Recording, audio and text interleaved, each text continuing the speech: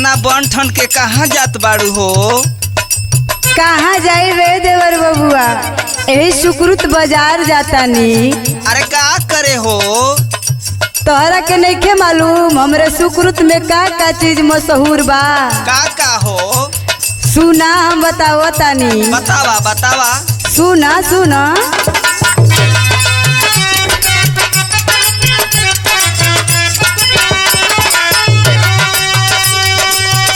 आवा आवा होली में हमार देवरू,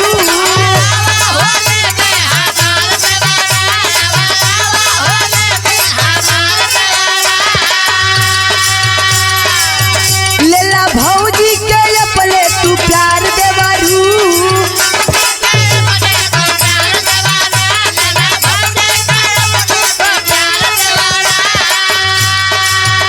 आवा आवा होली में हमार देवरू, लेला भौजी के अपने तू प्यार देवरू। यही होली में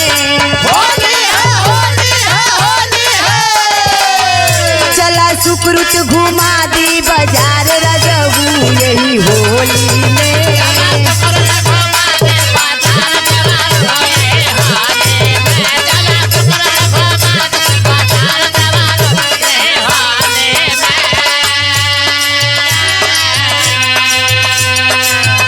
तो के पता नहीं के सुकृत में का बा। हाँ बड़ा सुंदर सुंदर दरी बा, जौना समय हिल बा हाय मन एकदम बहल जाई। सुकृत में बड़ा चौचक चौचक जगह बा ए बाबू।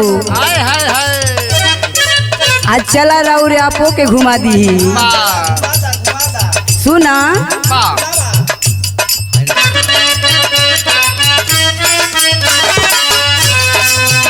देखा सुकृत में का बा,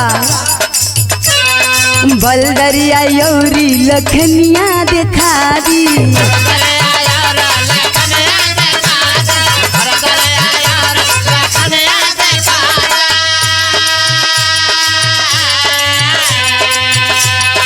परसादी बैजू बाबा के खिला दी।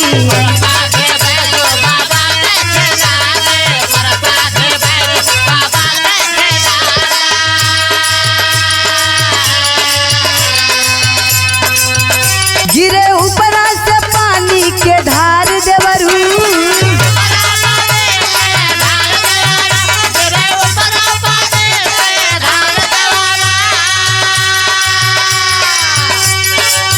लेला नर नारी मौसम बहार देवरू।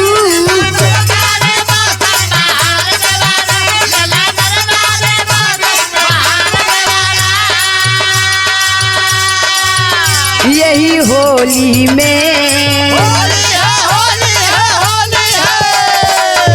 चला सुकृत घुमा दी बाजार देवरू। यही होली में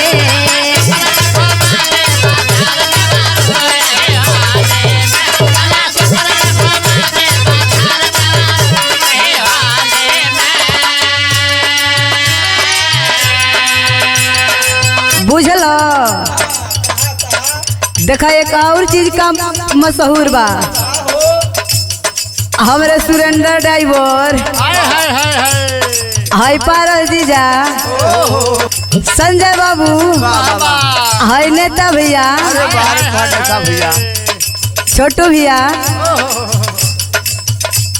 चला सबके घुमाई दी। ई मार्केट एकदम फेमस बा। वही नहर पे हमरे बड़का भैया का दुकान लगेला। केकर हो? बलिस्टर भैया का। जौना समय उनकर एक बीड़ा पान खइबो मन एकदम बहलियाई जाई। होली में चलो चलो सुना।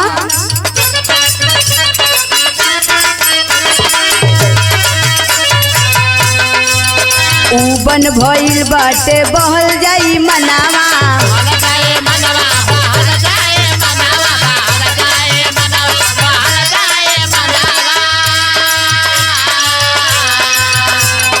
खइबा बलिस्टर का तू देसी पनावा।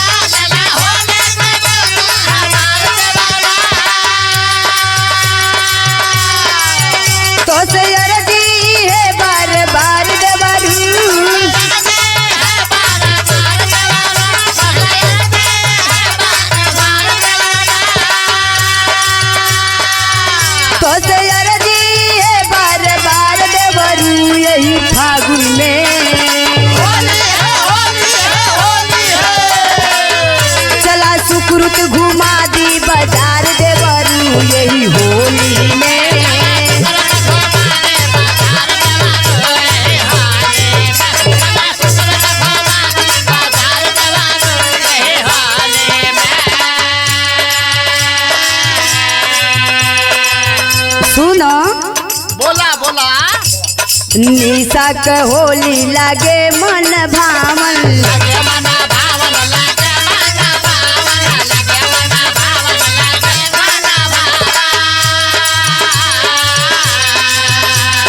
लिखल बा धर्मा क गीतिया सुहावन।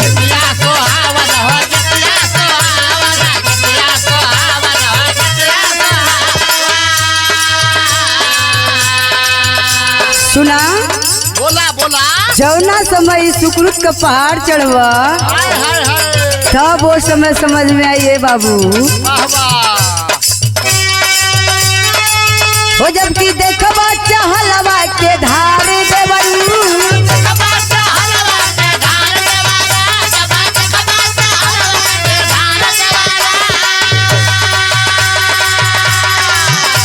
सुकृत का कुल भई सवार उन जगह मिलियन रे बाबू। हाय हाय हाय हाय। हो जबकि देखबा चहलवा का धार देवरू।